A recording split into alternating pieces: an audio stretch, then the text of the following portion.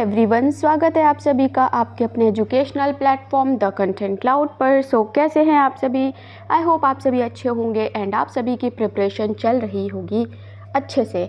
Okay, सो जैसा कि आप सभी को पता होगा कि आपका एग्ज़ाम जो है वो आगे बढ़ता जा रहा है। ओके, 8-9 फरवरी से अभी आपका आज 15 अप्रैल हो गई है, राइट।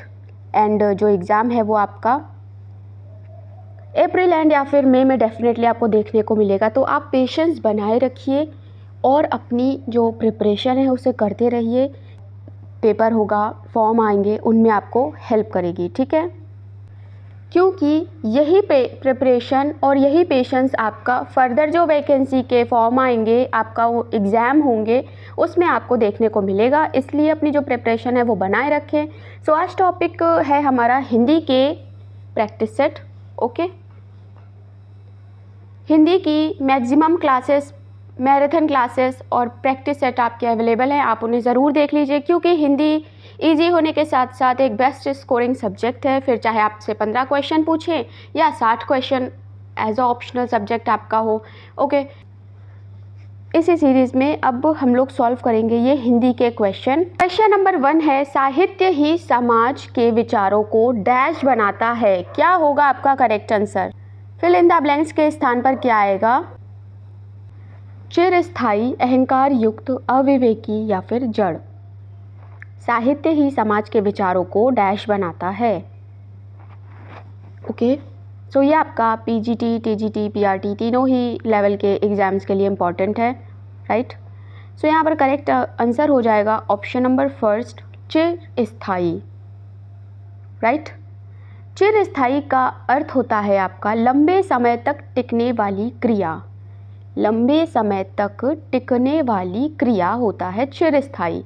देख लेते हैं बाकी सभी ऑप्शंस को। तो नेक्स्ट है आपका अहंकार युक्त। अहंकार युक्त का अर्थ होता है अभिमान का भाव रखना, ठीक है। अभिमान का भाव, घमंड का भाव रखना, अहंकार का भाव रखना। ओके, नेक्स्ट है अविवेकी। अविवेकी का अर्थ होता है क्या करना चाहिए, क्या नहीं करना चाहिए, इस सेंस का अभाव होना, यानी इस बुद्धि का अभाव होना, अविवेकी, ठीक है। नेक्स्ट है जड़। जड़ का अर्थ होता है यानी सजीवता का अभाव। ओके, सजीवता का अभाव।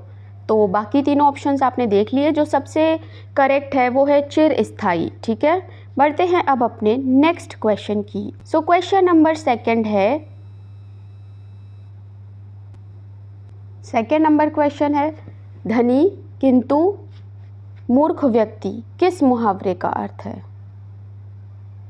धनी किंतु मूर्ख व्यक्ति, ये किस मुहावरे का अर्थ है? गुदड़ी का लाल, आस्तीन का सांप, आंख का तारा या फिर गांठ का पूरा। आप सभी अपना अपना करेक्ट आंसर करेक्ट कर लीजिए, टिक कर लीजिए।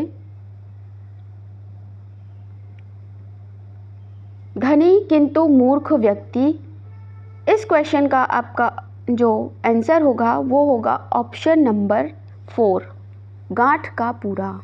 ओके, गांठ का पूरा का अर्थ होता है धनी किंतु मूर्ख व्यक्ति। ओके, बात कर ले बाकी बचे ऑप्शंस की। तो आपको दिया गया है आस्तीन का सांप। आस्तीन का सांप का अर्थ होता है कपटी मित्र। आँख का तारा, इसका अर्थ होता है बहुत प्यारा। ओके, एंड नेक्स्ट है गुदड़ी का लाल। तो इसका अर्थ होता है गरीब के घर में गुणवान का उत्पन्न होना, यानी गरीब के घर में गुणवान का उत्पन्न होना। ओके, सो यहाँ पर जो करेक्ट आंसर होगा वो होगा 4th ऑप्शन। बढ़ते हैं अपने नेक्स्ट क्वेश्चन की ओर। अगेन आपको मुहावरा का, लोकोक्ति का अर्थ बताना है। तेल देखो, तेल की धार देखो, लोकोक्ति का अर्थ क्या होगा? लापरवाही से नुकसान होना, तेल की धार देखकर तेल का परीक्षण करना, काम करते समय उसकी पहचान करना या फिर रुख पहचानना। सो यहाँ पर जो है करेक्ट आंसर हो जाएगा तेल देखो, तेल की धार देखो, इसका अर्थ होगा रुख पहचानना, right. Option number 4 is the correct answer. बढ़ते हैं अब अपने नेक्स्ट क्वेश्चन की ओर। अगला प्रश्न है, घनिष्ठता शब्द निम्न में से कौन सा शब्द है? विशेष्य है, विशेषण है, क्रिया विशेषण है या फिर सर्वनाम है? घनिष्ठता शब्द आपका क्या है बताना है, विशेष्य, विशेषण, क्रिया विशेषण या फिर सर्वनाम। तो सबसे पहले हम लोग सारे ऑप्शंस को डिस्कस कर लेते हैं। सर्वनाम आपका होता है वह शब्द जो संज्ञा के बदले में आए उसे सर्वनाम कहते हैं। क्रिया विशेषण का अर्थ हो जाता है वह शब्द जो हमें क्रिया की विशेषता बताते हैं, क्रिया विशेषण कहलाते हैं। ओके, विशेषण हो जाता है आपका संज्ञा या सर्वनाम की विशेषता बताने वाले को विशेषण कहते हैं। अब हमारा बचा ऑप्शन नंबर 1 विशेष्य। तो जिस संज्ञा अथवा सर्वनाम की विशेषता बताई जाती है उसे विशेष्य कहते हैं। जिस संज्ञा या सर्वनाम की विशेषता बताई जाती है उसे विशेष्य कहते हैं। तो यहाँ पर जो हमारा ऑप्शन है वो विशेष्य हो जाएगा, घनिष्ठता आपका विशेष्य है। बढ़ते हैं अपने नेक्स्ट क्वेश्चन की ओर। क्वेश्चन है, निम्न में से कौन सा युग्म उचित मुहावरा अर्थ युग्म नहीं है? आपको दिया गया है टिप्पस लगाना, सिफारिश लगाना, कलेजा मुंह को आना, भयभीत होना, अंडे का शहजादा, अनुभव युक्त व्यक्ति, तीर मारना, बड़ा काम करना। युग्म सही नहीं है आपसे पूछा है तो आपको इसका करेक्ट आंसर देना होगा। ओके, करेक्ट आंसर क्या होगा बताना है आप सभी को।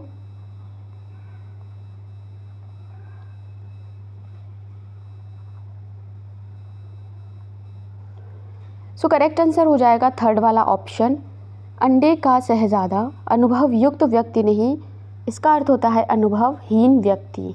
Okay, option number 3 correct answer हो जाएगा। बढ़ते हैं अपने नेक्स्ट क्वेश्चन की ओर। क्वेश्चन है, दिए गए वाक्यांश के लिए एक शब्द का चयन करिए। वह नायिका जिसका पति परदेश से लौटा हो। वह नायिका जिसका पति परदेश से लौटा हो उसे एक शब्द में क्या कहेंगे? ओके, सो एक एक करके हम लोग सारे ऑप्शंस देख लेते हैं। सबसे पहला आपको दिया है आग्रेय। ओके, आग्रेय, ये आपका आग्रेय है। इसका अर्थ हो जाता है जो सूंघे जाने के योग्य हो या जो सूंघा जा सके। ठीक है, अगला आपको दिया है आक्रांत। आक्रांत का अर्थ होता है जिस पर आक्रमण किया गया हो। आगत पातिका, आगत पातिका का अर्थ होता है वह नायिका जिसका पति परदेश से लौटा हो। और अगला है अप्रगल्भ। अप्रगल्भ का अर्थ होता है जिसमें उत्साह की कमी हो। जिसमें उत्साह की कमी हो। सो इस क्वेश्चन का करेक्ट आंसर होगा आगत पतिका।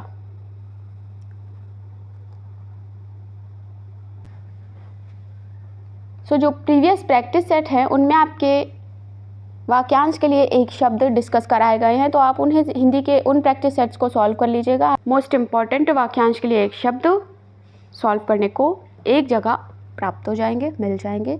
ठीक है, सो बढ़ते हैं अब अपने नेक्स्ट क्वेश्चन की ओर। क्वेश्चन है, किस विकल्प के सभी शब्दों में उपसर्ग का प्रयोग हुआ है?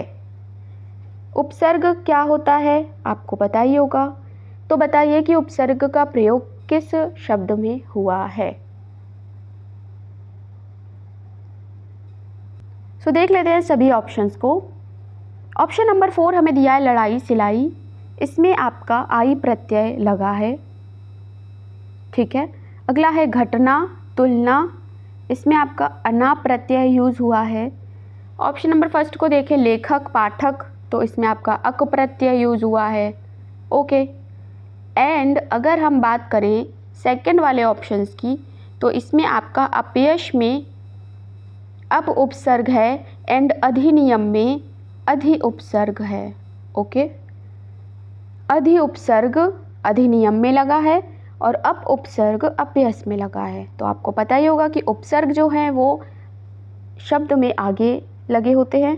ठीक है, एंड संधि, उपसर्ग प्रत्यय, वाच्य, इन सभी पर डेडिकेटेड क्लासेस पढ़ी हैं जिसमें ट्रिक्स एंड ट्रिक्स भी आपको बताई गई हैं इन्हें कम समय में सॉल्व करने की, तो आप उन क्लासेस को ज़रूर देख लीजिएगा। ओके, बढ़ते हैं अपने नेक्स्ट क्वेश्चन की ओर। सेकंड ऑप्शन यहाँ करेक्ट आंसर हो जाएगा।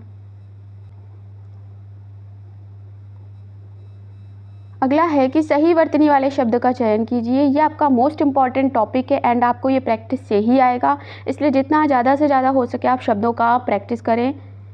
ओके, यहाँ पर आपको सही वर्तनी बतानी है कि कौन सा शब्द सही तरीके से लिखा गया है।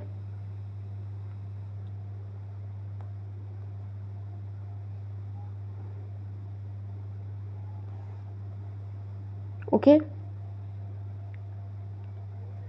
सो यहाँ पर करेक्ट आंसर हो जाएगा आधुनिकीकरण।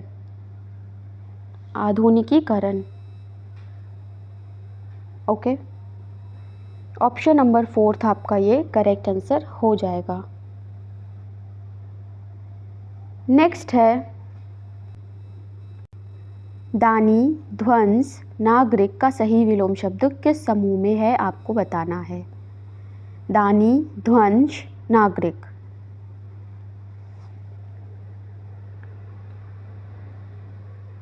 ओके, सो ऑप्शन नंबर 1 कृपण, निर्माण और ग्रामीण, ये जो समूह है ये सही हो जाएगा। ओके, दानी का कृपण, ध्वंस का निर्माण, नागरिक का ग्रामीण, राइट।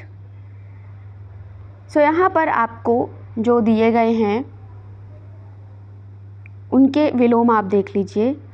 यहाँ पर आपको विकर्षण दिया है जिसका अर्थ हो जाता है, जिसका विलोम हो जाता है आकर्षण। ओके, सो यहाँ पर कुछ शब्द दिए गए हैं जिनके विलोम हम यहाँ पर देख लेते हैं। ठीक है, यहाँ पर वो लिखा है ये विकर्षण। विकर्षण का हो जाता है अपोजिट आकर्षण। ओके, आपको यहाँ पे दिया गया है प्रदान, तो प्रदान का ऑपोजिट हो जाता है आदान, राइट। ऊसर दिया है, ऊसर का विलोम हो जाता है उर्वर। ओके, एंड ग्रामीण का नागरिक। तो ये आपके सारे डिस्कस हो गए हैं, यहाँ पर फर्स्ट ऑप्शन करेक्ट होगा। बढ़ते अपने नेक्स्ट क्वेश्चन की ओर। क्वेश्चन है तरंग किसका पर्यायवाची है। तरंग किसका पर्यायवाची है। ओके, सो यहाँ पर आपको ऑप्शंस दिए गए हैं, उन्हें आप ध्यान से देख लें। सबसे पहले आपको दिया गया क्षीण। ठीक है, क्षीण आपका जो पर्यायवाची होता है इसका कमज़ोर, अशक्त, दुर्बल, कृश। ठीक है, नेक्स्ट आपको दिया गया काया। काया के पर्यायवाची होते हैं शरीर, देह। ठीक है, नेक्स्ट है प्रतिकृति। तो प्रतिकृति का पर्यायवाची हो जाता है प्रतिरूप, प्रतिबिंब, तस्वीर। ओके, सो यहाँ पर अगर हम ध्यान से देखें तो ऑप्शन नंबर फर्स्ट है जो उर्मी, ये सही हो जाएगा। तरंग का पर्यायवाची शब्द है उर्मी, option number first. Okay, so बढ़ते हैं अपने नेक्स्ट क्वेश्चन की ओर। अगला है निम्नलिखित वाक्य में कौन सा वाक्य शुद्ध है। सारे ऑप्शंस को आपको ध्यान से पढ़ना है और फिर पता करना है कि शुद्ध वाक्य कौन सा है।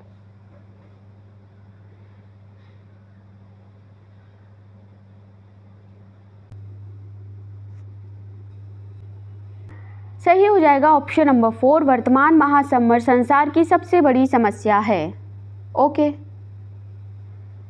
बढ़ते हैं अपने नेक्स्ट क्वेश्चन की ओर। क्वेश्चन नंबर 12, निम्नलिखित में भाववाच्य वाक्य बताइए कौन सा है। वेरी इंपॉर्टेंट ये क्वेश्चन है आपका, आपको वाच्य सीखना ही सीखना चाहिए। आपसे 1 से 2 क्वेश्चन वाच्य से ज़रूर पूछे जाते हैं, तो वाच्य का एक डेडिकेटेड वीडियो अवेलेबल है जिसमें आपका वाच्य को ट्रिक के साथ बताया गया है। ठीक है, तो आप उसे देख लीजिएगा।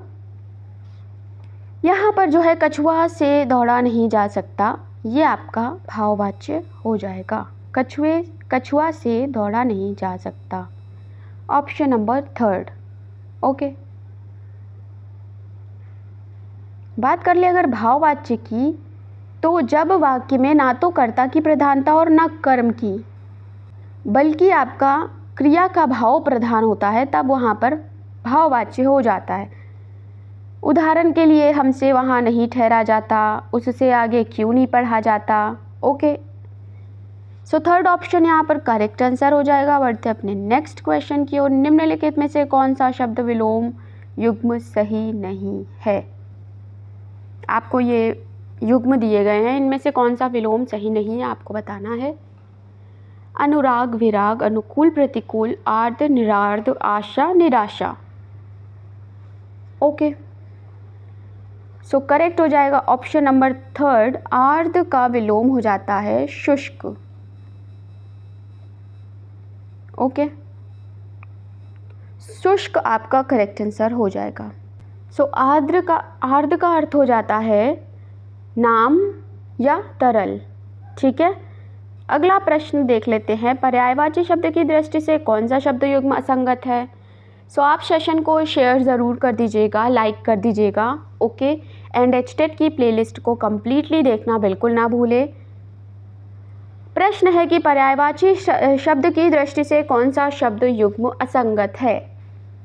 ओके, आपको एक शब्द दिया है, उसके पर्यायवाची दिए हैं, आपको बताना है कि कौन सा गलत है।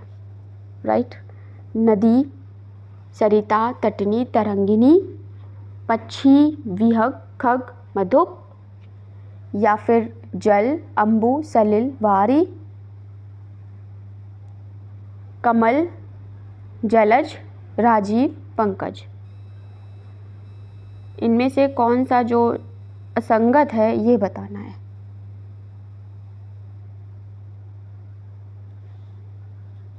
ओके, सो यहाँ पर अगर हम लोग ऑप्शन नंबर सेकंड को देखें तो पक्षी का विहग और खग आपको दिया गया है। ओके, आप तो कहोगे अरे ये तो सही है, पक्षी का तो खग और विहग होता है। लेकिन अगर यहाँ पे मधुप की बात करें तो मधुप आपका जो है वो अली का पर्यायवाची होता है, यानी भौरा, भ्रमर इत्यादि, इसका पक्षी से लेना देना नहीं है। इसलिए ये जो ग्रुप है सेकंड ऑप्शन वाला ये गलत हो जाएगा। सो सेकंड ऑप्शन यहाँ पर करेक्ट हो जाएगा। ओके, खग और विहग तो पक्षी के पर्यायवाची हैं लेकिन मधुप नहीं है, इसलिए second option is the correct answer. बढ़ते हैं अब अपने अगले प्रश्न की ओर। क्वेश्चन नंबर 15, मुझे बाजार से कुछ लाना है। वाक्य में कौन सा सर्वनाम है? ओके, आपको बताना है निश्चयवाचक सर्वनाम है, संबंधवाचक है, निजवाचक है या फिर अनिश्चयवाचक है। कौन सा सर्वनाम है? ओके, सो बारी बारी से हम लोग सभी ऑप्शंस की परिभाषा देख लेते हैं। सबसे पहले आता है निश्चयवाचक सर्वनाम। निश्चयवाचक सर्वनाम जिन सर्वनाम शब्दों में किसी वस्तु, व्यक्ति, स्थान की निश्चितता होती है यानी कंफर्म होता है, इसका बोध होता है, वे आपके निश्चयवाचक सर्वनाम हो जाते हैं। यह, वह, ये, वे आदि। अगला है निजवाचक सर्वनाम। अगला आपको सेकंड दिया है संबंधवाचक सर्वनाम। सो संबंधवाचक सर्वनाम की परिभाषा हो जाती है जिन शब्दों में परस्पर संबंध का पता चले उसे संबंधवाचक कहते हैं। ठीक है, जैसे जो, जहाँ, एटसेट्रा। अगला ऑप्शन दिया है निजवाचक। तो निजवाचक सर्वनाम में क्या होता है, जब अपनेपन का बोध होता है तब वहाँ निजवाचक होता है, जैसे हमें, तुम, आप, एटसेट्रा। राइट, नेक्स्ट आपको दिया है अनिश्चयवाचक सर्वनाम। तो जिन शब्दों से या व्यक्ति, स्थान से हमें निश्चितता का बोध नहीं होता है वहाँ अनिश्चयवाचक सर्वनाम होता है, जैसे कुछ, कोई, एटसेट्रा। ओके, सो ये सारी डेफिनेशंस आपको क्लियर हो गई। अब आप बताइए, मुझे बाजार से कुछ लाना है में कौन सा सर्वनाम हो सकता है? कुछ लाना है, कुछ से आपको क्या पता चल रहा है? कुछ से आप अनिश्चय हैं, निश्चित नहीं कर पा रहे हैं कि क्या क्या लाना है। ओके, इसलिए यहाँ पर अनिश्चयवाचक सर्वनाम सही हो जाएगा। ओके, सो यहाँ फिनिश होते हैं आपके एचटेट हिंदी के ये टॉप 15 क्वेश्चंस। कितने क्वेश्चन आपके सही हुए, कितने आपके गलत हुए, कमेंट सेक्शन में बताना बिल्कुल ना भूलें। आपको किस टॉपिक या किस सब्जेक्ट से रिलेटेड अगर कोई क्वेरी है तो कमेंट में ज़रूर बताएं। ओके, एंड क्लास को लाइक कर दीजिएगा, शेयर कर दीजिएगा। मिलते हैं नेक्स्ट टॉपिक के साथ, तब तक के लिए थैंक्स फॉर वॉचिंग।